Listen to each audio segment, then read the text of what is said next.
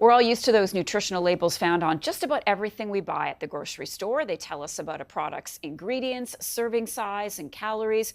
But Canada will soon be adding to those labels by highlighting something called supplemented foods. To tell us more, I'm joined by CTV's medical expert, Dr. Marla Shapiro.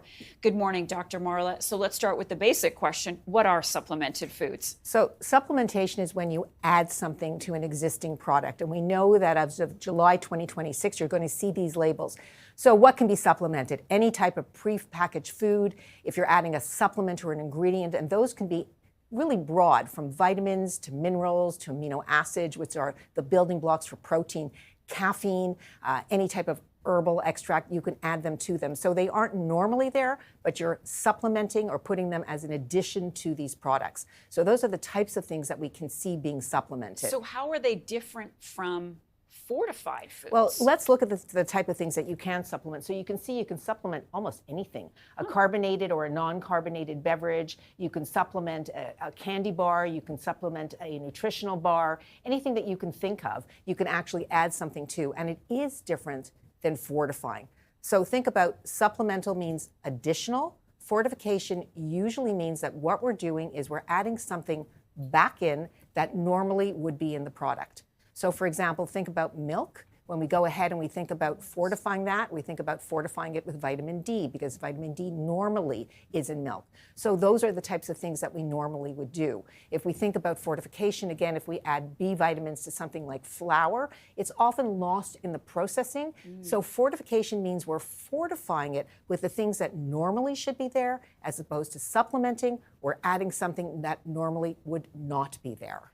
What prompted this? Why do we need to label foods as being supplemented? For good reasons, because supplemental products may have a physiological effect that you may not be aware of. So think about the typical thing that we talk about, caffeinated drinks, right? So if you have more than 56 milligrams of caffeine, that's a product that should not be given to, for example, a young child. So not only will you have the list of the supplementation, but some of them will be forced to have warnings. If you have something that has zinc that's been added to it, too much zinc is not a good thing in the same day. So it'll have a warning that if you've had other products with zinc, or for example, a vitamin that you take with zinc, if you have a product that's been supplemented with zinc, you should not be having it the same day. If you're pregnant, for example, and you have a product that's supplemented with caffeine, that can be harmful to the pregnancy, that can be harmful to growth and development. So if it's not there on the label and you're unaware that you're actually having this in terms of something that's been supplemented, could put you at increased risk. Gotcha. Consumers should be told what's in their food. Right, and the notion that supplementation is really about a physiological effect. So when you think about those caffeinated beverages, it's because you want to be a little bit more speedy. That's not fortification.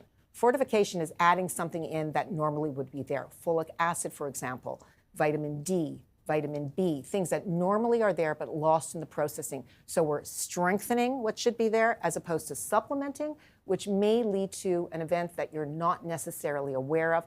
And that's really the thinking behind having the label on supplemental products. So supplementation does not always mean healthy. It doesn't always mean healthy. It doesn't always mean harmful. I think what it means is that the consumer should be aware, and they can't be aware unless the labeling is on the product. And if there needs to be a warning, that warning will be there. So, this is really Canada saying we should be extending information and consumer utilization. They should know what they're getting in the product that they're getting. If it's fortified or it's supplemented, you should be able to know whether or not you have this in there and make an informed decision. Transparency is good. Absolutely. Thanks so much, Dr. Marla. Appreciate it. CTV's medical expert, Dr. Marla Shapiro.